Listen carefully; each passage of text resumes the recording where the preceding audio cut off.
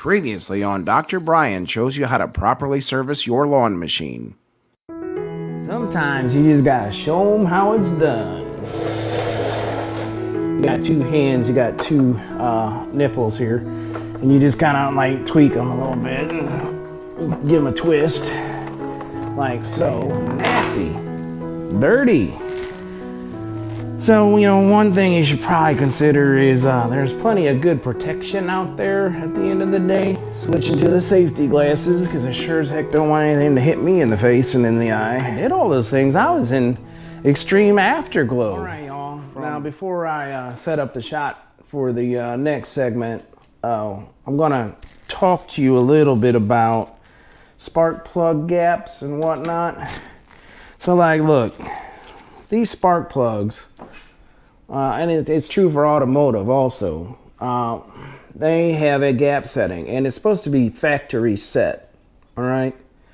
But I'm here to tell you, as part of any good annual maintenance program, trust but verify, and that's what I'm fixing to do with these spark plug gaps. Now, what you need to do is pull out your manual, and if you don't have your manual handy, you can just use your favorite Google search app and get the answer that you're looking for anyway, which is what I'm fixing to do, right? So, Mr. Google, I'm gonna give you my microphone.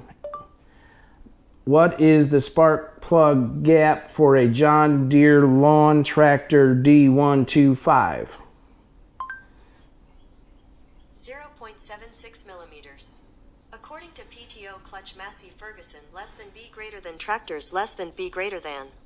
Spark plug gap 0.76 millimeters.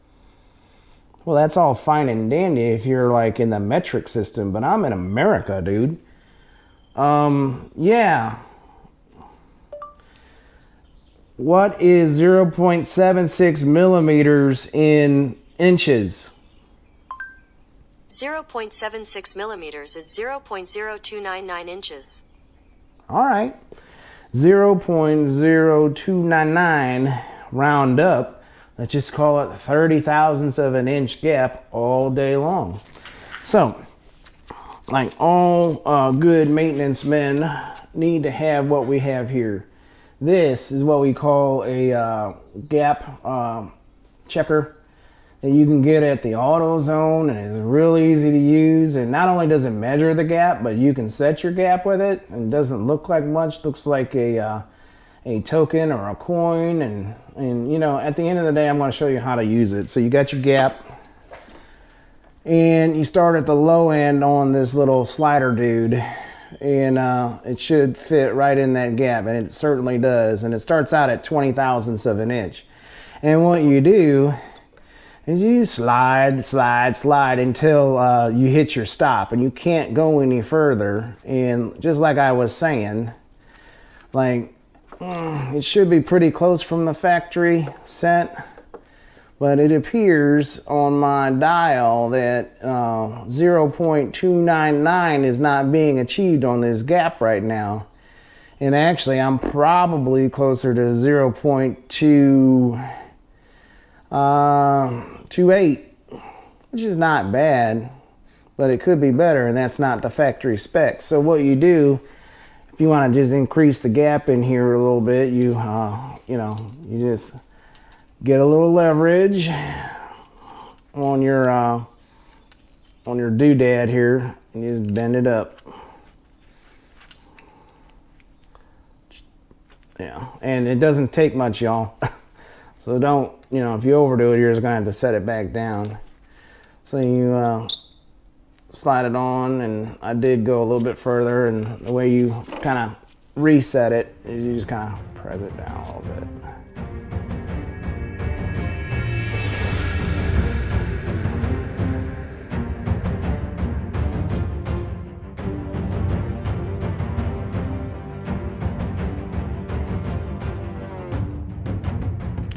So close.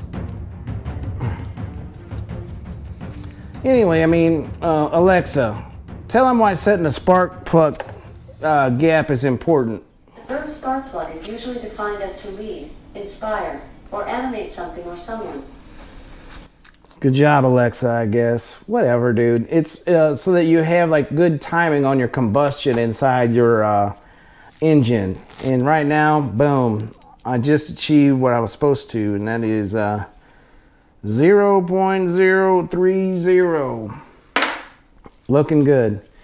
All right, moving on to the next thing. So one thing that I highly recommend is that you go ahead and you get a special tool for spark plugs. And this is a 5/8 socket for spark plugs. And it has a knobby head.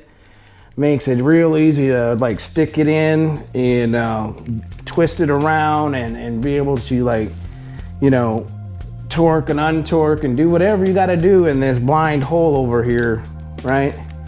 So that's what I'm fixing to do. So I'm gonna set up the shot and I'm gonna show you how I take my knobby head and I stick it in this blind hole and twist it around and pull out this spark plug, all right? So see you on the flip side. All right, YouTube, so I'm back and I got this shot set up. I got in as close and in tight as I can to this blind hole where the spark plug lives, right? And I want you to get in real close with me and see how to do this. And I'm only going to do it on the one side, but there is another spark plug just like this on the other side of the engine, and we got to change two. So, you know, whatever you saw me do on this one and what you're about to see me do on this one, you got to do the other side equally. So the first thing you do is you pull off this coil plug. Just pops it right off. Whoa, look at all that dust fly out of there. That's nasty. Nasty stuff. I might give that a blowjob too. And what I'm gonna do is I'm gonna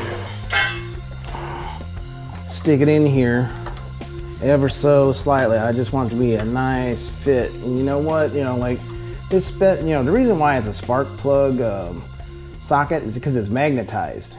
And that is actually quite helpful when you are trying to extract your spark plug from your engine. And so all I'm doing is by hand, so I don't strip anything out, I've put that socket in the hole, and I can't do it by hand, but I'm going to get my my knobby wrench and I'm going to connect it to this extension. That's good. And then I'm going to break it loose. Oh yeah, easy money. You just, like, when you're loosening something up, you just take your time and you just kind of work your stubby, just like any other man would work his stubby when he's in a blind hole like this. And then once you feel like you've given it all you can, in terms of the threads, you just pull it out. Just like pulled out too early is what I did. So don't be like me and pull out too early. You know, try and get everything that you need out of this blind hole access for the spark plug. So turning it, yeah, and then boom. See, it's magnetized, and I'm sure that John Deere has a factory spec for setting a torque, so you don't over torque your spark plug when you put it in. But what I do is I take the stubby off and then insert the spark plug into it, and it's magnetized, ain't going nowhere. You can wobble that knob around all you want, it ain't gonna come out. That's a good thing. And since I'm doing it by hand and I set the gap right, I'm just gonna go ahead into this blind hole. I'm just gonna insert it and turn it by hand. I'm just gonna feel for it, you know. Sometimes you just gotta feel for it in the blind hole like this. You just gotta feel for it, twist it around, turn it, and once you got it, you know, it feels good. And you'll know when it feels good. You can feel it in your hands, right? Yes, you can. And I'm giving it oh, see, I got to the end, right? So now, once I've gotten it to the place where I want to be, by hand, just to make sure I don't strip anything out, I put my stubby on it, right? Oh, yeah. And then I set it to tighten, and I'm gonna take it the rest of the way with my stubby. I'm just gonna twist but I'm not gonna over torque, twist, and seat it. That's it. I'm not going for the record on torque. And boom, spark plug changed. Feeling pretty successful. I'm gonna add the coil back to it. Nice, and you just kind of press it till it clicks, and it did. And now I am going to go to the other side. I'm not gonna show you that because it's just double work for me.